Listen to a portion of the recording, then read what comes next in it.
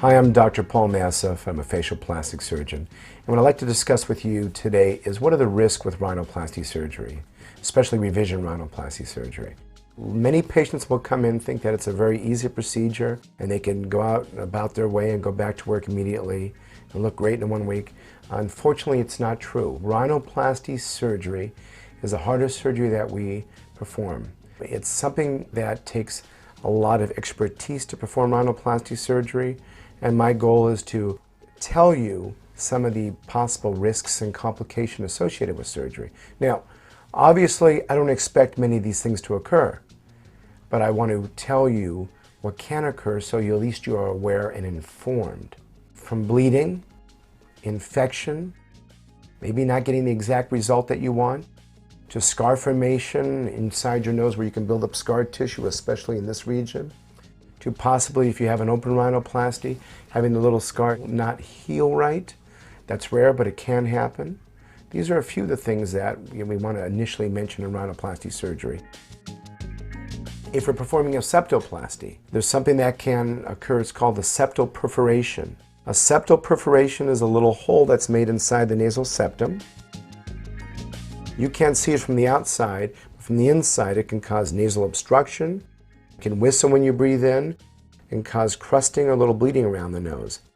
Usually if this is going to occur, there's a little slight higher chance in revision rhinoplasty when the patient's already had a previous septoplasty or in a situation where there's been previous trauma to the septum. But usually I can see that there may be a risk of a perforation there, and I'll usually do something at the time of surgery to correct it. So again, these are a really rare risk, but I still want to explain them to you. Sometimes when we lift up the skin of the nose, you can get little broken blood vessels called telangiectasias on the nose. That's just by elevating the tissue. If that occurs, we can treat that with a laser called a pulse dye laser. And that's something that can be corrected after surgery. I could overdo your nose or underdo your nose. It's rare, but this can happen. I mean, it's a risk when we take undergoing surgery. Sometimes if there's a little hump left behind, or if I feel that the profile is straight, but then as time goes on, the little area here called the cartilaginous hump can sometimes depress a little bit. So you'll see like a little hump, and then it goes in a little bit right here. That can happen 1 or 2% of the time. Sometimes you can get something called a callus or a little scab along the nose right through here. Now with the scab, this could occur 1 month, 6 months, 9 months later on. And if that happens, we'll usually can remove that little callus or little bump with the small incision inside your nose. It usually takes about 20 minutes, and we do it in the operating room. Prolonged or chronic swelling or edema, especially in patients with thick skin. The nose can swell up after surgery and can stay swollen up to a good year. Asymmetries, irregularities. This is something that will happen with the nose. No matter how perfect the nose looks in surgery, with the healing of the nose, you will have some asymmetry or irregularities. So your nose will not be perfect. And the reason why this occurs is because of three-dimensional healing of the nose and shrink wrappage. With shrink wrappage of the skin of the nose, especially if it's been previously operated on, this will occur. So sometimes we might not get the absolute desired outcome that we want because of this reason. Sometimes the nose will look great for the first 3 months, and then following 6 months, a year, even 5 years down the line, the nose will keep changing. Sometimes these asymmetries can develop and be seen later on as the nose heals. But at the same point, 1 year, 3 years, 5 years, the nose may even get smaller and look better with time. So either there can be asymmetries and irregularities versus the nose can look better because the swelling goes down.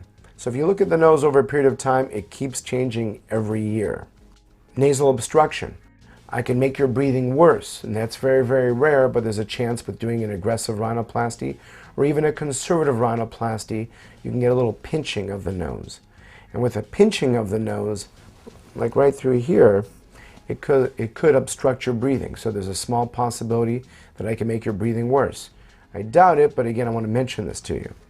What is the chance of you needing a revision surgery following my rhinoplasty with you? Well, the national average is about 10 to 12%. If I look at all my numbers, that's about 2 or 3% of the time I'll have to do a touch-up. Usually if there's a problem in surgery, which is rare, I'm usually able to fix those issues in surgery. So most of the time it's from a healing problem. But no matter what, I have to take that responsibility and we'll have to go back and fix your nose. One of the biggest things with the rhinoplasty is the swelling. Patients will come in and say, when's the swelling going to go down? And what I'll tell patients is that they have to wait at least a good year. And even then, as I mentioned a few minutes ago, you'll still be healing every year. But you need a full year to heal after surgery. After 3 months of healing, you'll have about 60 to 70% healed. But it takes time to heal. So you have to be very, very patient. One of the most important aspects of rhinoplasty surgery is realistic expectations. The patients have to be realistic about their outcomes. And I have to make sure I communicate to you of what you can expect. Especially with the computer morphing, it's not a guarantee of surgery, but I'll make sure I do the best I can. The nose, since it does heal, not predictable sometimes, there's really no guarantee. I cannot guarantee you a perfect nose. Your nose, as a matter of fact, will not be perfect. My goal is to give you a natural, improved, better looking nose that you can breathe out of, so it's functional. So patients following a rhinoplasty usually will be very bruised and they'll be very swollen after the first week. You're going to have a cast on and some little stitches and some splints inside your nose. They will all come out at 1 week most of the time. The second week, you're going to have tape on your nose. Sometimes after that second week, we're going to have you tape your nose for a period of time, every night, possibly up to 2-3 months, sometimes a little as 6 months. Sometimes I'll give you nasal exercises to do where you're taking your fingers and pushing on your nose very gently through here. Sometimes we'll just have to wait till some of the irregularities just resolve. And following surgery, you can't expect perfection. The nose will keep changing every few weeks. Following surgery, you're going to have numerous medications to take that you have to make sure you follow the instructions and take all the medications. There's treatments such as hyperbaric oxygen, which is 100% compressed oxygen, which may help you heal faster. There's products called platelet gel, which we can use in surgery to help you heal faster. It's a product from your own blood that delivers growth factors and healing factors that help you heal faster. There's arnica cream, there's pineapple extracts. There's all kinds of things you can do after to help you heal faster.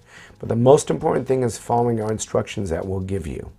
In general, there's not a lot of pain with surgery. Most patients will take Tylenol, but we will give the patient pain medication prescription for after surgery if it's needed. You do want to make sure that you don't want to take too much pain medication because it can also make you constipated. Sometimes we'll tell you to take Colace, which is an over-the-counter stool softener to help keep things working without you getting constipated. When it comes to revision rhinoplasty, it's very difficult and it will take a lot longer to heal. And one of the reasons why I take a long time in surgery, sometimes 4 hours for a rhinoplasty, longer for revisions, depending on what we're doing, because I'm adding structural grafts in the nose to prevent it from collapsing. And the reason why this happened is because I do so many revision rhinoplasties and I read so many operative reports that are very conservative. I see these noses that come in after a couple of years from surgery and I see them collapsed. So I'm going to add certain grafting material in certain situations in the nose, whether it's a columella strut right here inside your nose to keep it from falling down, or spreader grafts which are put right inside here to prevent the nose from collapsing in, or other types of cartilage called lateral curl strut grafts or rim grafts to prevent the tip from collapsing in. And I won't do this with every patient, but in many patients I will. I want to make sure that I give you the best job as possible since I'm very detailed oriented. I'll even take my camera inside the room and I'll look at your nose since it gives me the better details of the nose. Sometimes I'll perform a closed rhinoplasty, which is maybe about 15% of my practice, and that's making incisions inside the nose. Usually you have a little bit less swelling with that as compared to the open rhinoplasty, but your visibility is less. So if I'm performing a lot of tip work, I'll usually go to the open rhinoplasty. So this overall is a good summary of what's involved in rhinoplasty surgery. It's time consuming, it takes a long time to heal. You have to make sure you're going to follow my instructions if you undertake this operation and decide to do a rhinoplasty. But my goal is to communicate with you and make sure I give you the best job possible. Thank you.